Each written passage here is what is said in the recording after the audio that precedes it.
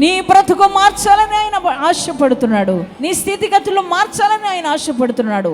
నీకున్న రోగ బంధకాల నుంచి నీకు విడుదల ఇవ్వాలని, నువ్వున్న శాపగ్రస్తమైన జీవితాల నుంచి విడుదల ఇవ్వాలని, నువ్వున్న పాప బంధకాల నుంచి విడిపించాలని, అలాగే చీకటి దురాత్మ అంధకార శక్తుల నుంచి విడిపించాలని నా యేసు ఆశపడుతున్నాడు.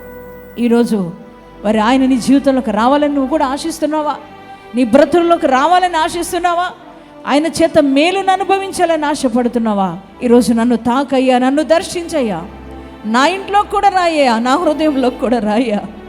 నువ్వు వస్తే నా బ్రతుకు మారుద్దయ్యా, నువ్వు వస్తే నా జీవితం మారుద్దయ్యా, నువ్వు వస్తే నా స్థితిగతి మారుద్దయ్యా. ప్రభా, నా ఇంట్లోకి ఆనందం వస్తుందయ్యా, దుఃఖం శాపం కొట్టివేయబడదయ్యా. చూడు, యేసు అడుగుపెట్టి నీళ్ళలో శాపగ్రస్తమైన జీవితం తొలగిపోయింది, ఆ పాప జీవితం తొలగిపోయింది, దుఃఖకర పరిస్థితులు తొలగిపోయినాయి. ఆ కుమారుడికి సంతోషం, కుటుంబానికి సంతోషం. దేవుని బిడ్డలారా, ఈరోజు ఆ యేసు నిన్ను వెతుక్కుంటూ నీ దగ్గర కూడా వచ్చాడు. ఈరోజు నువ్వు ఇంట్లోనికి, నీ హృదయంలోనికి ఆయన చేర్చుకుంటే ఆయనలో ఉన్న ఆనందాన్ని, ఆశీర్వాదాన్ని, ఆరోగ్యాన్ని, క్షేమాన్ని, సమృద్ధిని నువ్వు అనుభవించగలుగుతావు.